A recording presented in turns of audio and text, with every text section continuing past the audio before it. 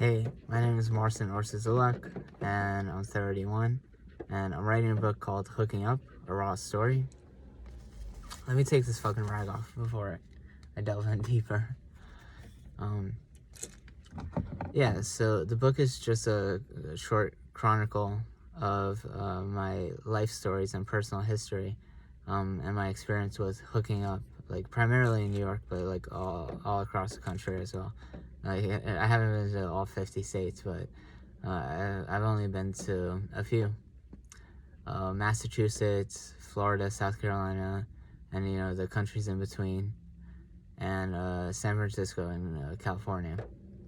And each experience has taught me a lot about being a boy, being a man, and being a true gentleman. Like, I use that term a lot. If you ever see my profile online, like, that a true gentleman like appears repeatedly in my profile content. And yeah, essentially, what I'm looking for is a true gentleman, a man that will love me, a man that will accept my flaws, a man that will accept my weaknesses, and a man that will accept the love that I have for him, willingly. It has to be consensual, even though it's not sexual. And sex is so intimate and like such a precious act. Like, it feels like a damn shame to have wasted it on like scumbags and criminals and meth addicts, and I was one. Like, I should be one to talk. I was a hardcore meth addict for 5 years. I did Tina, as they call it, Tina, like Tina Turner, and it's such a gentle touch, such a gentle word for this ferocious beast that will absolutely like destroy your life. And it took everything from me. It took my finances, it took my time, it took my spirit, like my Holy Spirit. Like, I was demonic on it. I engaged in like what I call sin, and whether you're religious or not, like the acts I was doing were sinful at the very least. And so watch this book as I delve into like my trauma and drama and anxiety inducing fear that I had all my life, and I'm just now coming out of it, but I'm still not 100%. Still not 100% cured, if there is a cure at all. There probably isn't, and that's like the one thing I was looking forward to. But such is the irony of life, the cosmic irony, the irony that binds us all and holds us at a stable plane of existence and understanding and compassion for one's self. And so over time, I learned to develop this self-compassion, self-love, self-spirit unto myself as I bring unto others. And I hope that by reading this book, some approach of wisdom, some semblance of wisdom will reach your ears and your eyes and your mind. And essentially, when given a voice, I speak. When given a voice, I speak loud. When given a voice, I speak quirky. And I've had like some extent of mastery of the English language, and this essentially resulted from like childhood trauma where I urinated myself because I didn't know how to ask to use the bathroom in English. And so so after school, my mom picks me up, and she looks at my wet spot, like my jeans were completely covered in piss. And she asks like, what happened? I'm like, what do you mean what happened? Like, I fucking pissed myself. I didn't say fucking at that age. And yeah, and she was like, why didn't you just go to the bathroom? I was like, I didn't understand English, and and I couldn't speak it. And she's like, next time just get up and go. And I was like, oh, like light bulb. Light went off in my head. I was like, wait, like that's an option. And I had never considered that before. Like, I was so weak, so passive, so subservient, so submissive, to like authority. I was like the perfect test subject, like guinea pig, target for authoritarian people, and teachers are authoritarian, lawyers are authoritarian, politicians are authoritarian, our parents are authoritarian, my mom especially. Yeah, my mom, like, she'll see breadcrumbs on the counter, and she'll be like, look at this fucking mess. To me, that's a little over the top. And yeah, it's caused a lot of conflict between my mom, like her being so anal about cleaning, anal about cooking, anal about organization, like, and I understand why she wants all these things, and I strive to always achieve them, but like sometimes I fail, and I feel like a loser for that, and I hope she doesn't hold a lot of resentment toward me for that. That like I continuously fail and fail and fail again, and like all I can say is like, I'm sorry, I understand. Like our conversations have boiled down to like me saying those two things. I'm sorry, I understand. I'm just trying to compromise. I'm just trying to acquiesce to her requirements, and her requirements are ungodly. Like, no one can achieve perfection, and that's what she wants. She wants perfection. And it's just not achievable in this realm, and and I'm not even going to try to achieve it. So I just have to like throw my hands up in the air and be like, fuck it. Like I can be messy at times, in a workplace setting or workplace environment. Like I'm super organized, and like that's where it matters, because I'm doing all these fucking job interviews. I had 4 yesterday,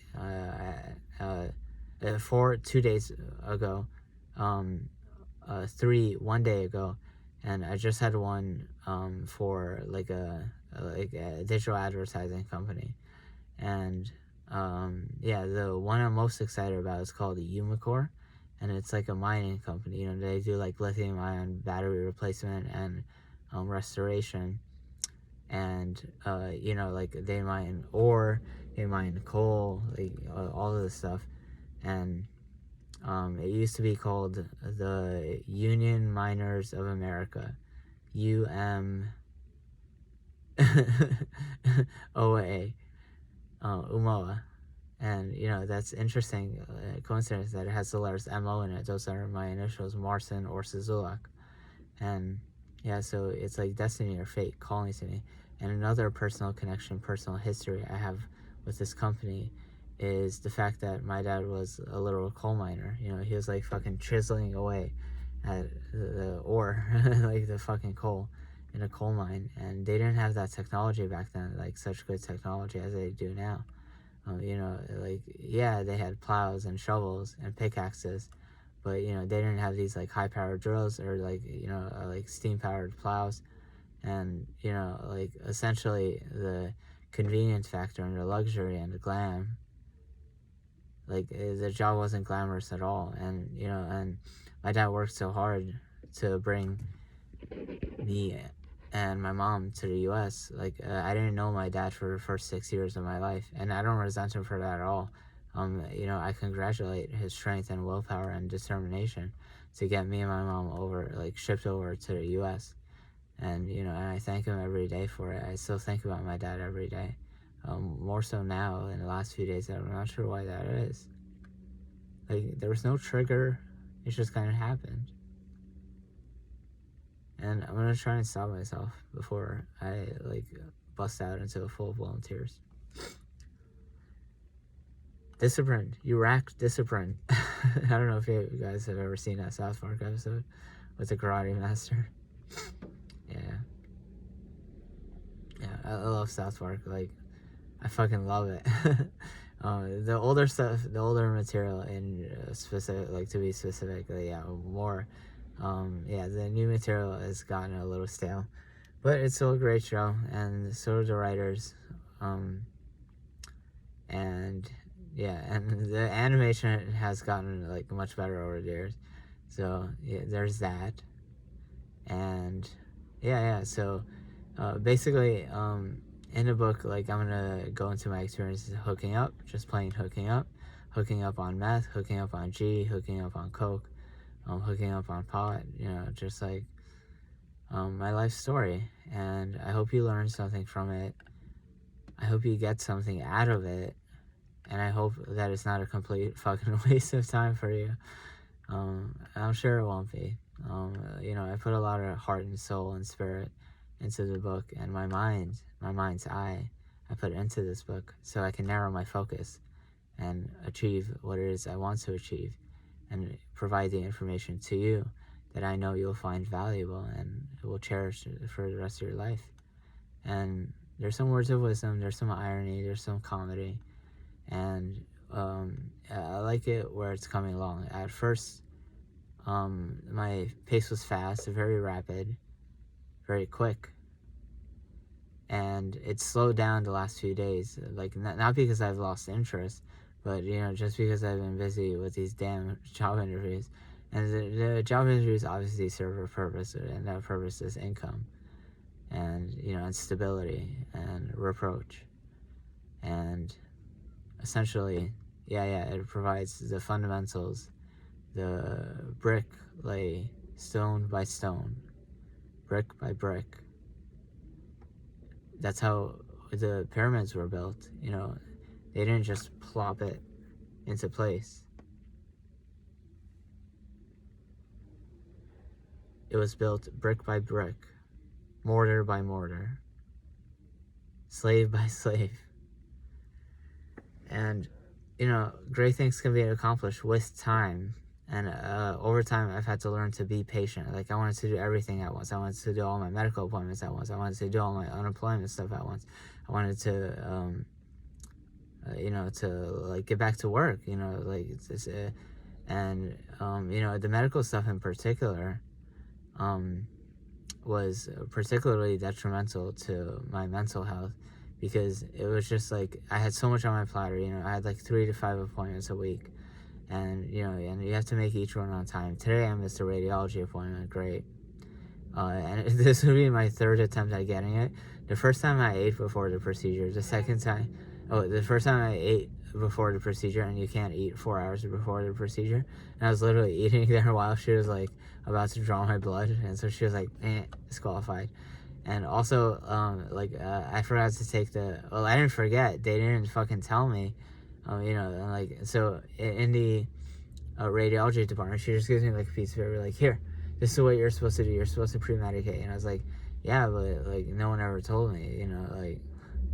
You're supposed to provide this information before the procedure, not after, obviously. Like, dumb. And so the medical appointments have taken a lot of my time. Fortunately, they've slowed down.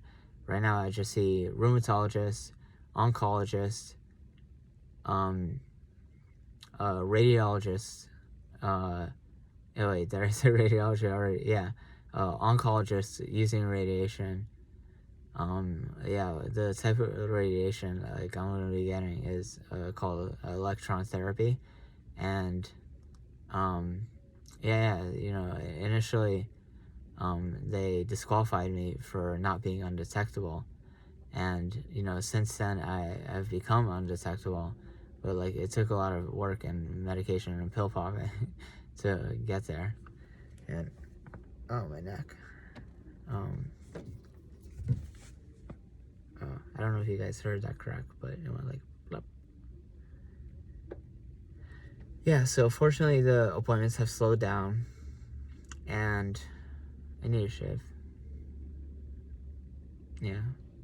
My dad had a goatee, so like I've formed that connection with him. And but facial hair, no facial hair, hit me up to hook up. And I don't judge people by their looks, by the way. When I meet someone, I want to see what's in their mind's eye and their heart, rather than their pants. Like, if you show me your song, that's great. But like, let's take it one step at a time, one day at a time, one brick at a time, until we build up that foundation fundamentals, that which is emanated through you by God and Spirit and light, so that others can see unto themselves, and you. Import love and harmony, destruction and death, fire and water, light and darkness. And if you can represent yourself accurately and proficiently with precision and no division, then you can come across as an honest and genuine person. And the other person will hopefully reciprocate your love and your understanding and your compassion and your consideration. And they will accept that onto themselves and grow from it much better, much stronger, livelier, and with more livelihood within them. And the both of you can achieve a rhythmic, balanced interchange with north-south polarity, where the poles meet at the central vortex of the spiral, and they intertwine and penetrate like a man penetrates a woman, and love penetrates love, and love penetrates the heart, and the heart penetrates the love. And with that, enough blabbering, gobbledygook, what am I saying? Yeah, so read my book. It's nothing fancy. It's very short, very condensed, compressed, small, tiny, getting smaller, getting sleepier. I need to stop that before I put myself to fucking sleep. Oh, one fun fact about me. I'm gonna try and do like one fun fact a day and one thing I learned a day. Yeah, so I love vaping. Like, I'm totally addicted to nicotine, and I'm not afraid to say it. No shame, no game, all blame. Yeah, and essentially, yeah, I love vaping. And my mom loves it even more. Like, she's so addicted, my grandma calls it her pacifier. Yeah, she literally goes to bed with it, like...